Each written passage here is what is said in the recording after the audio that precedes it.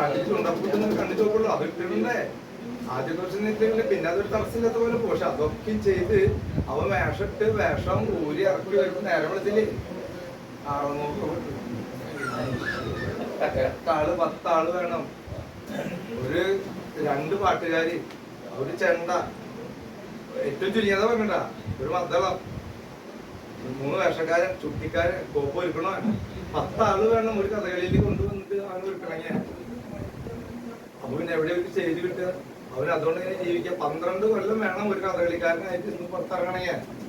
12 കൊല്ലം. ഒരു തുള്ളക്കാരനാണെങ്കിൽ 10 കൊല്ലം പഠിക്കണം. കിട്ടുന്നത് ഇതാണ്. ഇതുപോലെ ഒരു അനുഭവം പറയണേ. ഒരു 10-60 വർഷം മുമ്പ് ദേശമംഗലം മന, അന്ന് ഇപ്പൊ ആ മനയൊക്കെ വളരെ പൊളിച്ചു കളഞ്ഞു. അവിടെ അന്ന് വളരെ പ്രഭുത്വമായിട്ട് നടക്കുന്ന കാലത്ത് അവിടെ ഒരാളുടെ ശക്തിപൂർത്തിയും 60-ആം പിറന്നാള്. അപ്പൊ അവരന്ന് എല്ലാ കഥകളിപ്പുറന്മാരാണ്. അന്നുണ്ടായിരുന്ന എല്ലാ കഥകളിക്കാരും ഗംഭീര കഥകളി ചെയ്തു. സന്താനോപാനാണ് കഥ ചെയ്തത്. കലാമണ്ഡലം കൃഷ്ണൻ നായർ, അർജുനനും ബാലയങ്കട കുഞ്ഞുനായരും ബ്രാഹ്മണനും. അതിലും വലിയ ടോപ്പ് ഇല്ല. അവരൊക്കെ വന്നിട്ടുണ്ട്. തലേന്ന് വിളിച്ച് എല്ലാവരും വന്നിട്ടുണ്ട്. വൈകുന്നേരമാണ്. അപ്പൊ രാവിലെ ഈ പിറന്നാള് സദ്യക്ക് വേണ്ടി അവരൊക്കെ വിളിച്ചു. രാവിലെ എത്തിയവര്. എന്നിട്ട് അവരിയ്ക്കുമ്പോ ഒരു 8 മണി 9 മണി ആയപ്പോ പെട്ടെന്ന് ക്ഷണിക്കാണ്ട് തന്നെ മലബാറാണ് ആരും തുള്ളൽ കഥയിലെ ഒരു വളരെ ഒരു ചക്രവർത്തി മലബാർ ആള്. അദ്ദേഹമായിട്ട് വളരെ അടുപ്പാണ്. ക്ഷണിച്ചിട്ട് എന്നാലും അങ്ങനെ പറഞ്ഞു. ഇവിടെ വന്നപ്പോൾ അവർക്കൊക്കെ വളരെ സന്തോഷമായി, സ്വീകരിച്ചു. എന്നിട്ട് പറഞ്ഞു എന്നാ ഒരു തുള്ളൽ കൂടി ആയിക്കോട്ടെ. അങ്ങനെ അദ്ദേഹം ആരും പറഞ്ഞിട്ടില്ല. അദ്ദേഹം അവിടെ നിന്ന് വേഷം കെട്ടി പെട്ടെന്ന് ഒരു 9 മണിയാകുമ്പോഴേക്കും അദ്ദേഹം ഒരുങ്ങി അവിടെ സന്താനോപാലം. അദ്ദേഹം അതിപ്പോ ആരും പറഞ്ഞിട്ടില്ല. അദ്ദേഹം അതാ സന്താനോപാലം. ഈ കുഞ്ഞുനായരും ഇതൊക്കെ കാണാതിരിക്കുന്നുണ്ട്. അദ്ദേഹത്തിന്റെ ആ പെർഫോമൻസ് കഴിഞ്ഞപ്പോ അവരൊക്കെ പറഞ്ഞു, കൃഷ്ണനായർ പറഞ്ഞു, അതെ ഇത് രാത്രിയുടെ കഥ മാറ്റണം. ഇന്നിപ്പോ ഈ സന്താനം കൂടെ കളിച്ചിട്ട് കാര്യമില്ല. വേറെ അതുകൊണ്ട് നമുക്ക് വേറെ കഥ മാറ്റി. മലബാർ രാമനായർ എന്ന് പറഞ്ഞാല് അന്നത്തെ ഏറ്റവും നല്ല വിദ്യാഭ്യാസം കിട്ടിയ ആളാണ്. 60-ലാണ് അദ്ദേഹം മരിക്കുന്നത്. ഇന്നും അദ്ദേഹത്തിന്റെ റേഡിയോ പാട്ട് ഞാൻ കേൾക്കാറുണ്ട്. എന്ത് രസം തന്നെ ഇത് കേൾക്കാൻ. ഉച്ച നേരത്തുള്ള നമ്മുടെ സമ്മേളനകാലത്ത് അമ്പലത്തിൽ ഒരു ഹൈറ്റ് കുറഞ്ഞ വെളുത്ത് സുന്ദര ഒരു സുമുഖനാണ്, കാസർഗോഡുകാരനാണ്. അദ്ദേഹമാണ് ഇതിലെ കുറെ പദങ്ങളൊക്കെ ചിട്ടപ്പെടുത്തി കൊണ്ടുവന്നിട്ട് ഇന്നത്തെ കലാമണ്ഡല സിലബസ് അദ്ദേഹത്തിന്റെയാണ്. അദ്ദേഹമാണ് ആദ്യത്തെ കലാമണ്ഡല അധ്യാപകൻ. കേരളത്തിലെ ആദ്യത്തെ തുള്ളൽ അധ്യാപകൻ അദ്ദേഹം തുള്ളല് കണ്ടിട്ട് ജവഹർലാൽ നെഹ്റു കലാമണ്ഡലത്തിൽ വന്നപ്പോൾ ഇദ്ദേഹം തുള്ളിയത്. ആ തുള്ളല് കണ്ടിട്ട് അദ്ദേഹത്തിനെ ഡൽഹിക്ക് വിളിപ്പിച്ച് ഒരു പരിപാടി നടത്തി. ആ പരിപാടി നടത്തിയപ്പോ അദ്ദേഹം ജവഹർലാൽ നെഹ്റു ആണ് പറഞ്ഞ പാവപ്പെട്ടവന്റെ കഥകളിയാണ് ഓട്ടം തുള്ളത്. എന്നിട്ട് ജവഹർലാൽ നെഹ്റു ആണെന്ന് വള്ളത്തോട് പറഞ്ഞു, സാമ്പത്തികമായിട്ട് ഭയങ്കര ഞെരുക്കത്തിലാണ്, അതുകൊണ്ട് ഒരു തുള്ളല് നമുക്ക് അവിടെ ഒരു പാഠ്യവിഷയാക്കണം എന്ന് നെഹ്റുവിനോട് പറഞ്ഞ് അദ്ദേഹം 4000 രൂപ കൊടുത്തു. അതവിടെ പുസ്തകത്തിൽ എത്തിച്ചിട്ടുണ്ട്. 4000 രൂപ ജവഹർലാൽ നെഹ്റു കൊടുത്തതാണ്. അതിനുശേഷമാണ് അവിടെ തുള്ളല് തുടങ്ങിയത്. എന്നിട്ട് ഈ മലബാർ രാമനായർ ആദ്യത്തെ അധ്യാപകനായിട്ട് വെച്ചു. അങ്ങോട്ട് കുറച്ചു കാലം അങ്ങോട്ട് ശരിയായില്ല, ആൾ പോയി. അവിടെ നിന്നാലേ ഒന്നും ആവില്ലെന്ന് ആൾ പോയി. പക്ഷെ സിലബസ് ഉണ്ടാക്കി കൊടുത്തു. സിലബസ് ഉണ്ടാക്കി കൊടുത്താൽ ഇപ്പൊ ഞാനൊരു കഥയിൽ പറയാം. അപ്പൊ ഒരു വരി കഥ, കിരാതൻ കഥല്ലേ. തല്ലും ചവിട്ടും കൊണ്ട് എല്ലുറങ്ങി ചില പല്ലു കൊഴിഞ്ഞു മത എല്ലാം ശമിച്ചു പാത്തൻ വല്ലാതെ ഭൂമോ വിനോ വില്ലാളിമാരിൽ മുമ്പൻ കല്യാണം വരുവാനായി മെല്ലോന്ന് സ്തുതി ചെയ്തു.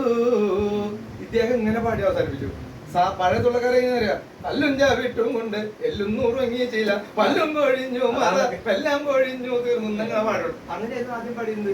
പല സുഖമുണ്ടാ, വളരെ ഈസി ആയിട്ട് പാടും ചെയ്യാം. ഇത് അതിന്റെ പദങ്ങൾ ചവിട്ടി പിന്നെ കളിപ്പിച്ച് പഠിക്കും. അപ്പൊ അത് ശരിക്കുള്ള ഇപ്പോഴത്തെ തുള്ളല് അത് ക്ലാസിക് കലയായി തുള്ളല് മാറി എന്ന് പറഞ്ഞ കാലം. ഇതിന്റെ ഗുരുസ്വാമി പറഞ്ഞ കാരണം മലബാറിനെടുത്തിട്ടാണ്. അതിന്റെ ഞാൻ 13 കൊല്ലം മുമ്പ് ഇവിടെ സർവീസിലുള്ളപ്പോഴാണ് ഈ മലബാർ രാമനായർ അന്നൊരു പുരസ്കാരം തരാൻ എനിക്ക് തരാൻ തീരുമാനിക്കുകയാണ്. അപ്പൊ എന്നോട് ചോദിക്കുകയാണ്, ഇത് ആരെ പേരിൽ കൊടുക്കാൻ പറ്റും? ഞാൻ ഉടനെ പറഞ്ഞു മലബാർ അന്നേരം പേര് തരാൻ പറഞ്ഞു. അവൻ ആദ്യം എനിക്കത് പോയി തന്നു. അത് കഴിഞ്ഞ് ഞാൻ വിട്ടില്ല. ഇതൊരു സംഭവമാക്കി എടുത്ത് മലബാർ രാമൻ നായർ സ്മാരക സമിതി എന്ന് പറഞ്ഞിട്ടൊരു സമിതി രൂപീകരിച്ചു. 13 കൊല്ലമായിട്ട് ഇപ്പോൾ ഞാൻ ആ പുരസ്കാരം കൊടുക്കില്ല. ഇപ്പൊ കമ്മിറ്റി ചെയ്യുന്നതല്ലേ 10,000 രൂപയും പുരസ്കാരം പ്രശസ്തി പത്രം അത് ഇതൊക്കെ ആയിട്ട് കഴിഞ്ഞ കൊല്ലം പിന്നെ പൈതൃകത്തിന്റെ ഇടയിൽ കൂടെ മാമന്റെ മുണ്ടിന്റെ എല്ലാം പറയില്ലേ അതേമാതിരി അങ്ങോട്ട് ഈശ്വരനെ സഹായിച്ച് പലരും പോവാ. അതൊരു ബാധ്യത 1,00,000 രൂപ 50,000 രൂപ കൊല്ലം ചെലവാക്കാൻ വേണ്ടിയാണ്. പക്ഷെ അത് കാത്തു നിൽക്കുന്ന ആൾക്കാർ പോവല്ലേ. അദ്ദേഹത്തിന്റെ ഇത് വായിച്ചാൽ നമുക്ക് ആവേശം വരും. കാരണം ആ കാലത്ത് ഈ പട്ടിണി കാലത്തും ഇത്രയ്ക്കും കൊണ്ട് നടന്നില്ല. അത് നമ്മളൊക്കെ ചെയ്തില്ലെങ്കിൽ എന്താന്നുള്ളതാണ് ചിന്തിക്കുന്നത്. മലബാറിനൊക്കെ റോൾ മോഡലാണ് ശരിക്കും. അമ്പലപ്പുഴ രാജാവ് പറഞ്ഞത് അപ്പൊ അവിടെ ഇത് നടക്കുക. അദ്ദേഹം പറഞ്ഞു, രാജാവ് ദിവസം പറഞ്ഞു, പുരാണങ്ങളെ ഇല്ലാത്ത കഥ, പുരാണങ്ങളിൽ ഇല്ലാത്തൊരു കഥ, പക്ഷെ ഇല്ലാന്ന് തോന്നിക്കും ചെയ്തു. പുരാണങ്ങളിൽ ഇല്ല എന്നുള്ളത് ആർക്കും തോന്നരുത്. അങ്ങനെ ഒരു കഥ എഴുതി അത് അവതരിപ്പിക്കണം. അദ്ദേഹം പറഞ്ഞു, അദ്ദേഹം വളരെ ജീനിയസ് ആണ്. മുൻകൂട്ടി കണ്ടതാണ്.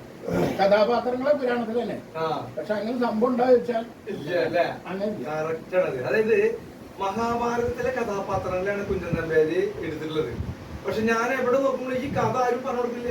ഇപ്പൊ സപ്താഹത്തിലായാലും വേറെ ഏതിലായാലും ഈ കഥ രുക്മിണി സ്വയംവരം തന്നെ ട്വിസ്റ്റ് ഉണ്ട്. നമ്പ്യാരെ കഥയും ഇപ്പൊ നമ്മുടെ രുക്മിണി സ്വയംവരവും കഥയും തമ്മിൽ ബന്ധനം എന്തൊരു. കാരണം അദ്ദേഹത്തിന് ഞാൻ പറയാം, അദ്ദേഹം അന്നത്തെ MT വാസുദേവൻ നായർ എന്ന് പറയും. കാരണം ആ കഥാപാത്രങ്ങളെ കാലെടുത്തിട്ട് ആനുകാലിക പ്രസക്തിയുള്ള കഥകൾ അന്ന് എഴുതിയിട്ടുള്ളതെന്ന് എനിക്ക് തോന്നുന്നത്. അങ്ങനെ അർജുനനോ അങ്ങനെ ഒരു ഭീമനോട് എനിക്ക് തോന്നില്ല. ഒരു ദിവസം അവിടെ എന്നുള്ള സ്ഥിരമുള്ളതാ. അവിടെ ഇത് അവതരിപ്പിച്ചു. കഴിയണ വരെ രാജാവ് അനങ്ങാണ്ടിരുന്നത് അറിഞ്ഞിട്ടില്ല. രാജാവ് അറിഞ്ഞില്ല.